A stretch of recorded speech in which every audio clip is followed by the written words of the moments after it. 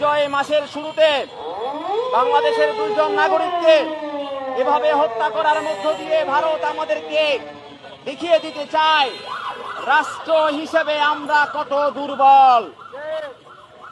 ভারত আমাদের দুই নাগরিককে হত্যা করেছে।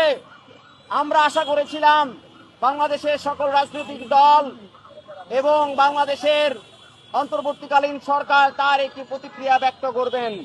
দুঃখের বিষয়, সামনে ভোট, এই কারণে ভারতের বিরুদ্ধে কোনো কিছু বলা যাবে না। বিএনপির ভারপ্রাপ্ত চেয়ারম্যান জনাব তারেক রহমানকে যখন প্রশ্ন করা হয়েছিল ভারতের সাথে আপনি বাংলাদেশের সম্পর্ক কেমন চান, তিনি সবার আগে বলেছিলেন আমরা এমন এক বাংলাদেশ চাই যে বাংলাদেশের মধ্যে কোনো ফেলানিকে আর কাঁটাতারে ঝুলে থাকতে হবে না।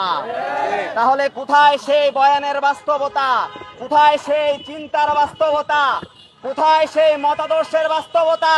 আজকে আমাদের বাংলাদেশের দুই নাগরিককে পিটিয়ে হত্যা করে তাদের লাশ পদ্মায় ফেলে দেওয়া হয়েছে, কিন্তু আমরা এখন পর্যন্ত বিএনপির পক্ষ থেকে কোনো ধরনের বিবৃতি লক্ষ্য করি নাই।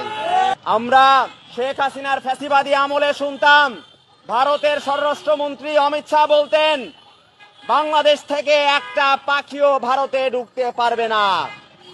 যদি কোনো ব্যক্তি, যদি কোনো কেউ ভারতে প্রবেশ করে তাহলে তাকে ছুঁড়ে ফেলে দেয়া হবে।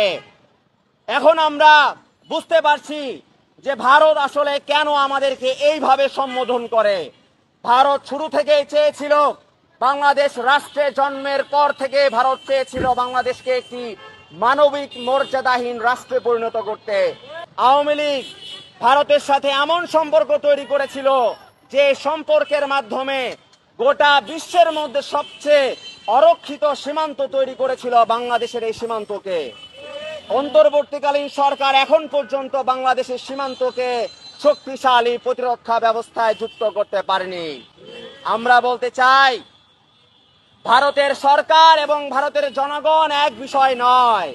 ভারতের সরকার সবসময় আধিপত্যবাদের পক্ষে অবস্থান নিয়েছে এবং তার পার্শ্ববর্তী সকল রাষ্ট্রের উপর আধিপত্যবাদ কায়েম করতে চেষ্টা করেছে, কিন্তু সেই মতবাদ, সেই আধিপত্যবাদকে আমরা মনে করি ভারতের জনগণ কখনোই সমর্থন করে না।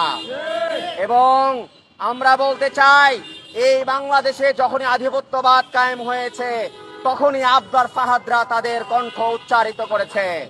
আবরার ফাহাদরা তাদের জীবন দিয়ে দেখিয়ে দিয়েছে আগামীর বাংলাদেশের তারুণ্য সবসময় আধিপত্যবাদের বিরুদ্ধে সোচ্চার ভূমিকা অবতীর্ণ থাকবে। আমরা বিএনপি জামাতকে বলবো, আপনারা আওয়ামী লীগের ভোট ব্যাংক ক্যাশ করার রাজনীতি বাদ দিয়ে সীমান্ত হত্যা বন্ধ করার রাজনীতি করুন।